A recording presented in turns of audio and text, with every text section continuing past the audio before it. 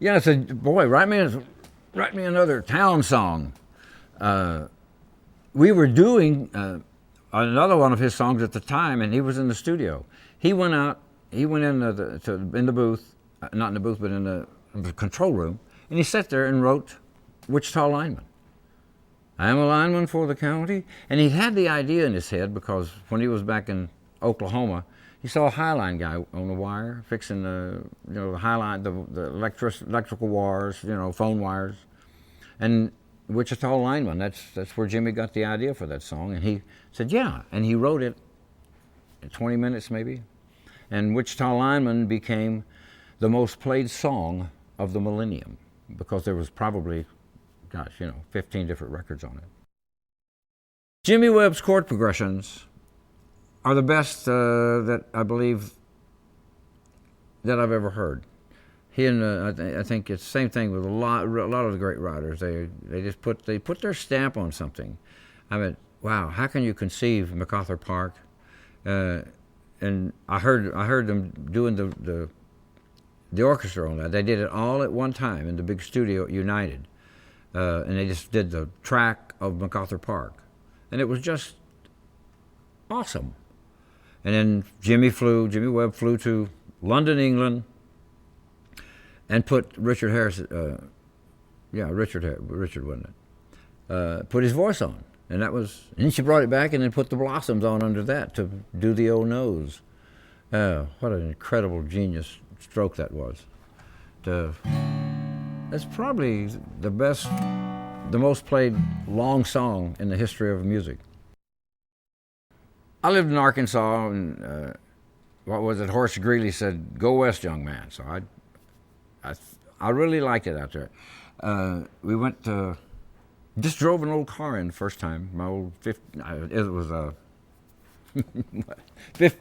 42 Mercury Coupe. I'll never forget that little car.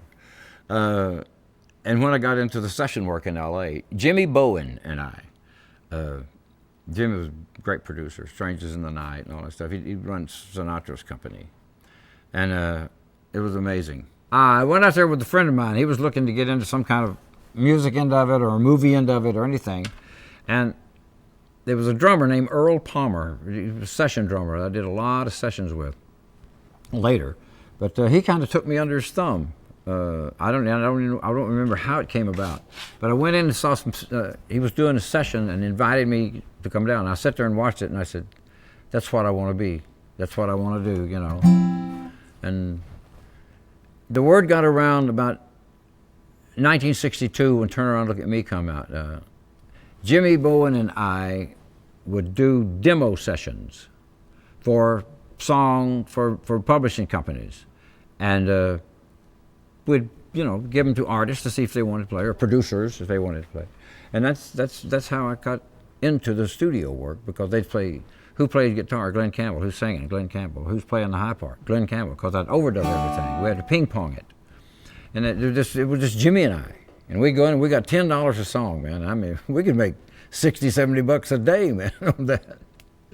And it was such a learning experience for me. I think the biggest time I had in my life so far, as other than children, of course, would be doing the sessions with the guys. It was a thrill to be up there and play guitar with Dean Martin, and then go up and sing harmony with him on stuff. And Sinatra, "Strangers in the Night" was just that was the topper of all time, I think, to get to play with Sinatra. I've always been a big fan of Nat King Cole, and to sit there and play rhythm guitar and watch him sing. The artists like him, we would rehearse a song probably 5 or 6 times before they would come in the studio, and so we don't mess up, or find any bugs or ticks or whatever in the arrangement itself. And 2 or 3 takes was it. Sinatra, "Strangers in the Night" was 3 takes. Bingo. You get paid for a full session, which was about $100 then. It was a lot of fun. I'd played on the Beach Boys sessions, knew them. In fact, I had sang with them in the group too. And when Brian got his feet in the sand and was going to write the Pet Sounds album, Mike Love asked me, he said, can you go on the road and do Brian's part? And I said, wow. I mean, I can play bass, but I'm not a bass player. But I said, for that kind of money. Yeah, I said, yeah, I'd love to, you know. But the hardest thing for me was to play bass like that and sing, because I'm usually doing something else with the guitar. Well, she's mine. I kind of played the bass like it did, and it worked out.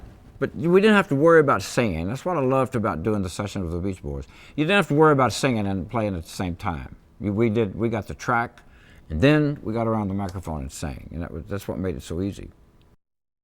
Don Ho was doing the TV show, and Don Ho was on the show, and he said, Glenn, here, I recorded a Jimmy Webb song, and it didn't do nothing for me. And I said, well, which one? And I put his record of it down. Galveston. Oh, and he did the song like Galveston, oh Galveston, only in a lower key. And I thought he never was going to get through the song before, you know, but.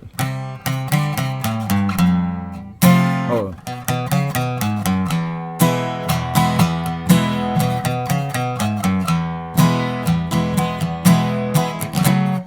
Galveston, oh Galveston.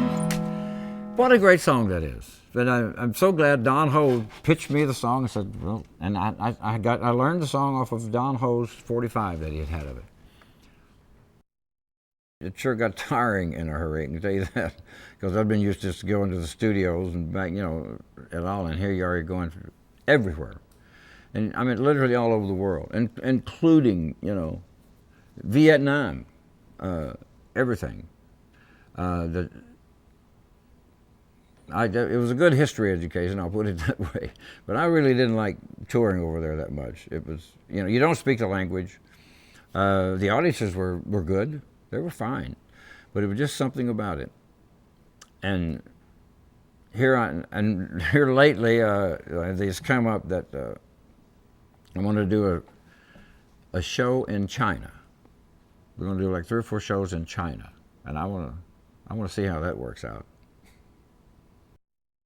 It was controlled mayhem, I guess you would call it, to do the TV show in the first place. I mean, I was like this on the first night. It was, but Tommy Smothers said, "Don't worry, we go out and just come out like you do when we're talking, you know, on the sofa or something." He said, "Just come out and do that. Say it the way you say it. You don't try to say it the way anybody else does." And Tommy actually really gave me a lot of good schooling on what to do in front of the camera. Rob Reiner and Steve Martin were writers on the show, and it was amazing. They wrote some of the most incredible stuff, things that CBS censors wouldn't okay, because it was a little bit on the right, I think, and a conservative left. I'll put it that way, and I couldn't understand why, but it just, wow, they were just good writers. Well, Linda Ronstadt, she dressed the way she wanted to dress. She didn't want the wardrobe to dress her, and she didn't wear any shoes for some reason, nor socks, I don't think. Maybe she did wear socks because the studio was pretty cold, but I don't know. I guess that's just the way she wanted to dress and what she wanted to wear. She was one of those one-of-a-kind women, just great talent, great singer, but I don't know. Yeah, singing with her was a pleasure.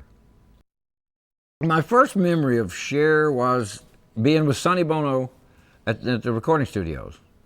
And then she started singing background in group, whatever it was.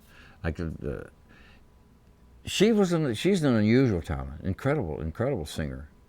And singing with her was really a gas. I hated to see her retire.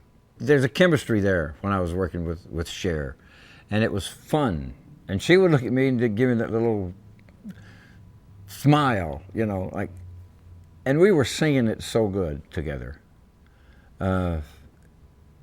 She was just a great, great talent. I wish she was still in Vegas. I'd like to go see her again.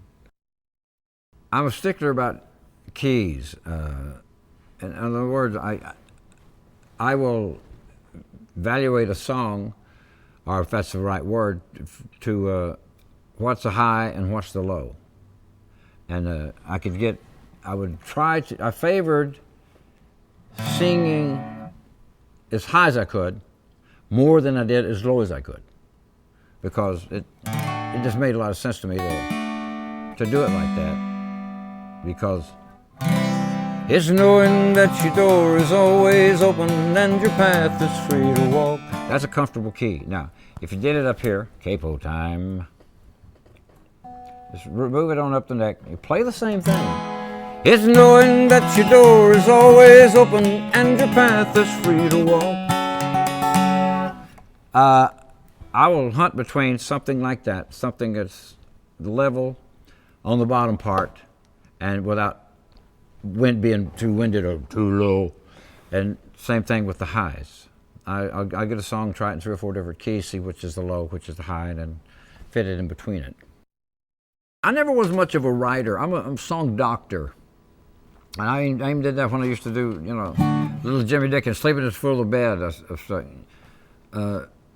seemed like if I liked the song, I would take it and do it the way I would say it, so it wouldn't be awkward to me. Because I had a lot of people, you sing it, it looks good on paper, but it don't sing very well. And that's one of the first things that I noticed about my ears, that they hear that. And if it's awkward, I understand what it is, and I just smooth it up. It's something that, I don't know, I wish I could give an illustration. You know,